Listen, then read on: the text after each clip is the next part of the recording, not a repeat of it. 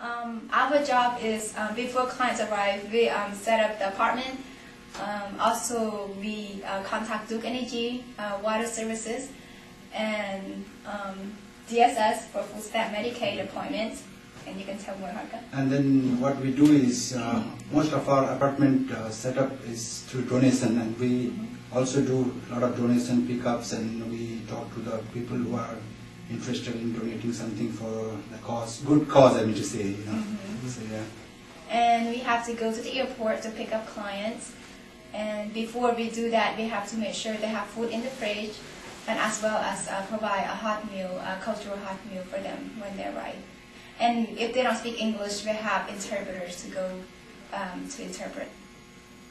So once we receive them at the airport, so we formally introduce ourselves and bring them to the apartment where they're like, you know, and then we go through all the, like, first of all, we just go through the kitchen stuff and tell them how to operate the new things. You know, that's for them it's quite new because I didn't even have that facility back home, so I had to do that. And we just teach them how to operate that, and we take them around and tell them about the smoke detectors that are a new thing too.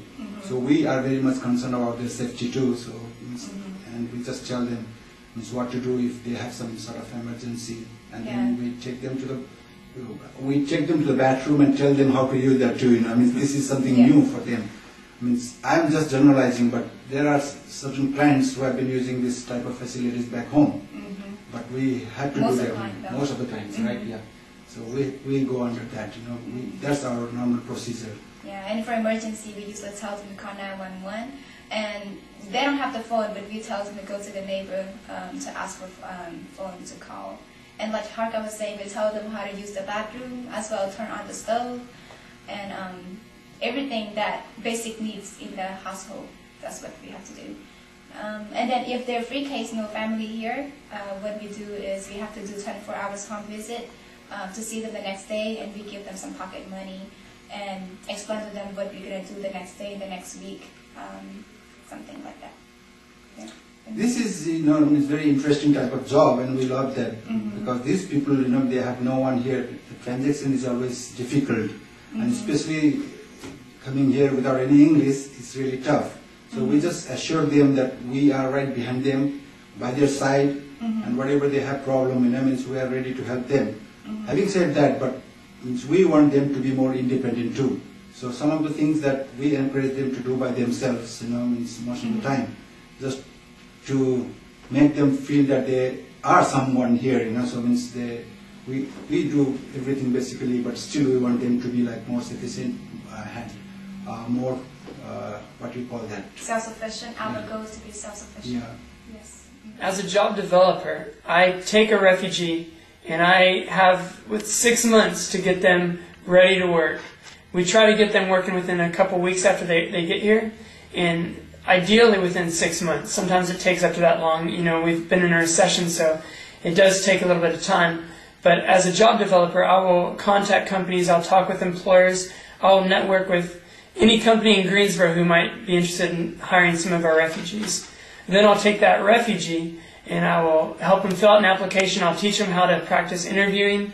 I'll take them to the job. I'll teach them what to dress, how to act, and hopefully get them the job at that point. And then I will follow up with each refugee, make sure their job is going well once they're hired.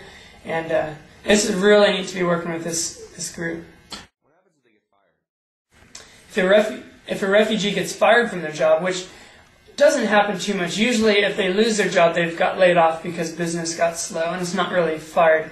But they can always come back to Lutheran Family Services for other job help. We can help them up until they become citizens. I became interested in working with refugees when I was reading in the Bible, and I learned that, you know, God cares about every person. He cares about the aliens, the orphans, the widows, the fatherless. He cares about those people, and He gave me a heart to work with the most vulnerable people in our community. And the refugees, according to the United Nations, the refugees who are resettled in the United States are among the most vulnerable people in the entire world. There are 15 million refugees, but only 1/2 of 1% have any chance of being resettled to somewhere like the United States. And so that's why my passion is to work with refugees. I'm a refugee myself. I didn't come to a refugee camp, but I come to Vietnam. But the program is similar, so I know how it feels when you come here. When people helping you, if there's no help from other organizations, we don't know where to begin. Especially when you have no English and then different culture, different backgrounds. So that's motivated me, as well as helping people from the same country, ethnic. I speak the language, so helping them, helping me to know more things. So that's one of the motivating things for me. As for me, means I didn't come under this program, but I am one from the third world country. I know how the situation is, so, and what our expectations here in the United States. That's why that is helping me and sort of motivating me to work with this section. Especially we have some Nepalese, ethnically Nepalese, but they are Bhutanese. So they were expelled from Bhutan and they had to stay in Nepalese camp for nearly 2 decades. So and these people, I'm very happy to serve them. Especially when, like Falad said, he speaks the language, and it is very easy for me to communicate with them and just inspire them or motivate them, take the challenges for this new life here. Exactly. Yeah. Halat is not the only refugee working for LFS. Meet Moody. He's an interpreter. My name is Moody. I'm from Burma, but I'm not living in Burma. I live in Thailand in a refugee camp, and I live in refugee camp probably 13 years. And I went to school in refugee camp.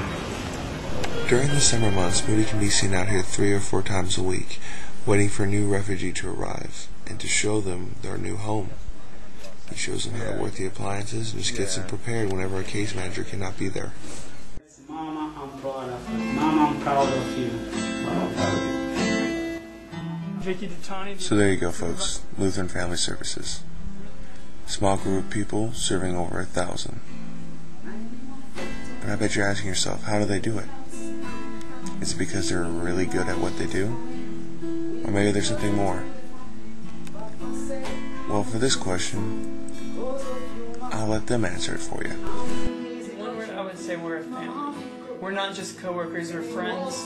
We hang out outside of work, we go rock climbing on the weekends. We have an amazing time together.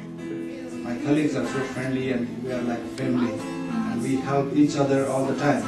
Whether it be like, name it, from small thing, picking up the donation to buying the groceries, helping set up apartment, everybody is like one. So I love that too, so that inspires us, right? Exactly. So I'm agree with